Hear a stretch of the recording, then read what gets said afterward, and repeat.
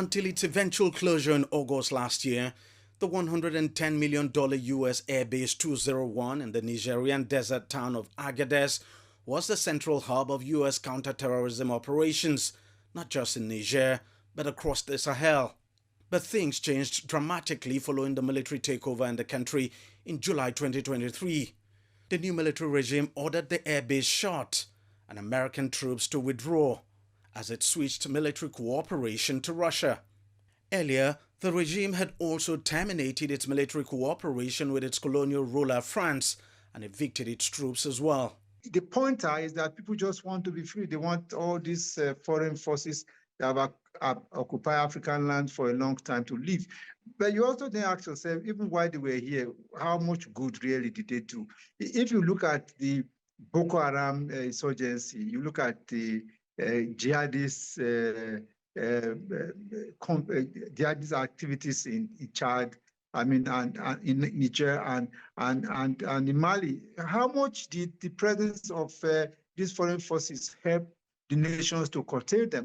Indeed, despite the presence of Western forces in the region, militant attacks in the Sahel continue, raising a wave of public discontent in countries like Mali, Burkina Faso and Niger. But those attacks have not abated, even after the withdrawal of Western troops.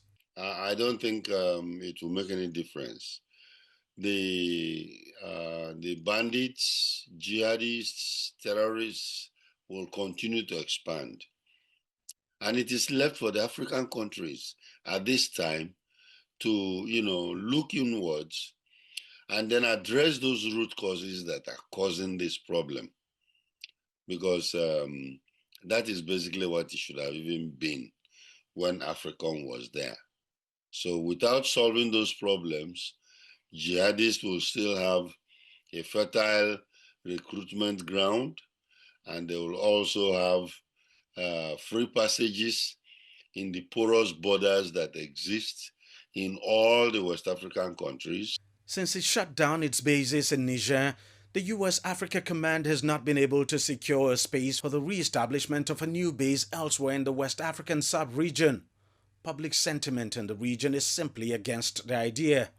So they've actually outlived their welcome in this part of the world because they have not really benefited the countries of West Africa. They were not really a deterrent force to the jihadists. Their presence here was not really for your own protection or the protection or security of West Africa. It was for their own interest. They were here for their own national military interest.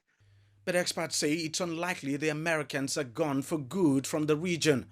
Already, there are talks between the U.S. government and Morocco over the possibility of moving the U.S. AFRICOM to the North African nation, and from there, still be able to keep a watchful eye on extremist activities in the Sahel. They are still looking for conducive areas where they can plant their base, because those bases normally in global politics, I think, are very, very important for them, where they can, exercise their influence.